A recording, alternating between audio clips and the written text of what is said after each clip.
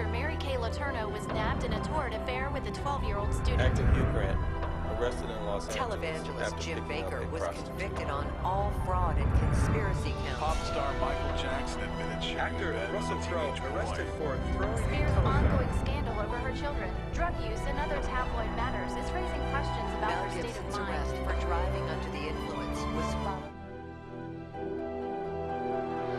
Our masks become our prison.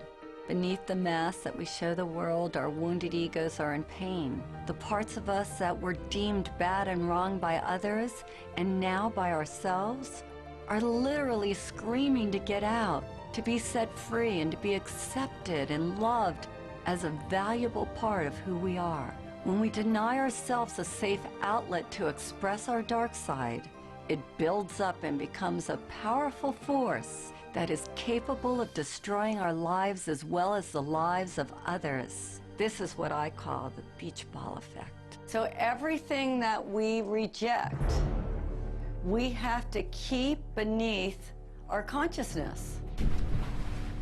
We try to bury it, so to speak. You know how much energy it takes to put a beach ball underwater? You take your selfish self, you take your angry self, you take your too good self, your not good enough self. You take all of it, and it's like you have 40 beach balls you're trying to manage. And then what happens when you're holding that beach ball underwater? When you're young, you got lots of energy, so you can manage a lot of beach balls.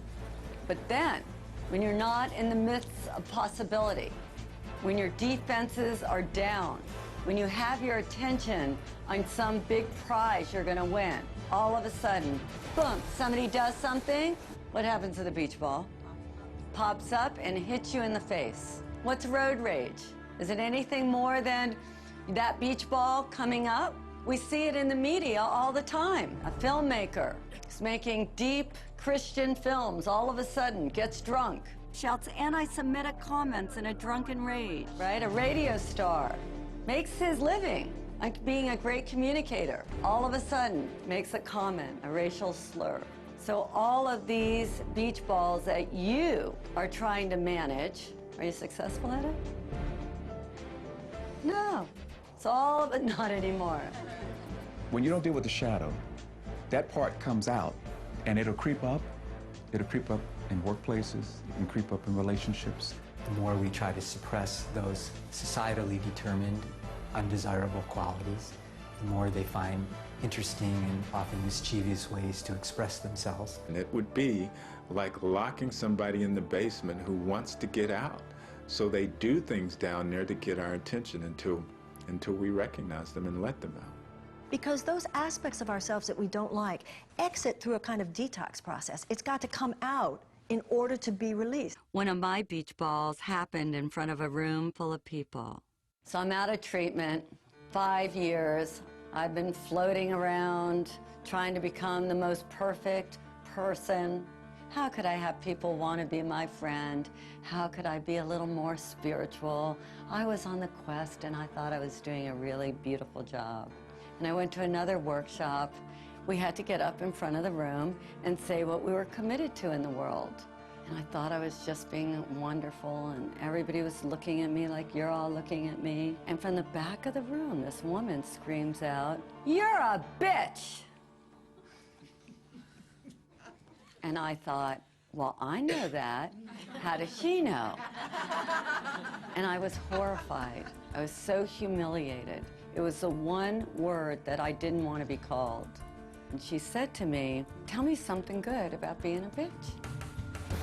And I said, "There's nothing good." She goes, "Well, you're a bitch. There's got to be something good about being a bitch." And all I could think of was all the ways that that part of me had hurt me. And at the time, I was a retailer. And she said, "Do you ever get damaged merchandise delivered to your store?" And I said, "All the time." She said, "Is there ever a time where they don't want to take back the damaged goods?" And I said, "Yes." And she said, "Well, do you ever have to get a little forceful or a little bitchy?" And I said, "Oh my God, yes." And I was remodeling a house at the time. She said, "When you're a couple of weeks late and $20,000 over budget, does it help to be a little bitchy? Would it help you?" And all of a sudden, I realized that when I finally said to the contractor, "You need to finish my house," He finished my house, and this light went on inside of me, that this part of me that I had shamed, that I had hated so much, actually came bearing gifts. She said, either you're going to use it or it's going to use you. And that was a life-changing moment for me. When we fully understand the human soul, we find that it's a place of ambiguity, of contradiction, of paradox. All experience is a result of contrast, light and shadow, pleasure and pain, up and down, backwards and forwards. In order to have manifestation, you need opposing energies. You need your enemies to be who you are. The human soul is simultaneously divine and diabolical, sacred and profane, sinner and saint. Eastern wisdom traditions, we have a saying, the sinner and saint are merely exchanging notes. So once you understand that, then first thing you realize is to have a shadow is normal. If you had only truth, goodness, harmony on your side and the complete absence of the other, there would be no creative impulse. Let's say you had only the evolutionary creative impulse in the universe, then the universe would rapidly burn itself into the heat death of absolute zero. If, on the other hand, you had only the impulse of inertia or destruction or entropy, then the universe would rapidly collapse into a big black hole before you could say Deepak Chopra.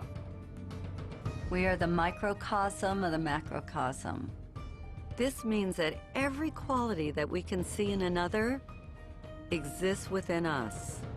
We possess every human characteristic and emotion, whether active or dormant, whether conscious or unconscious. There is nothing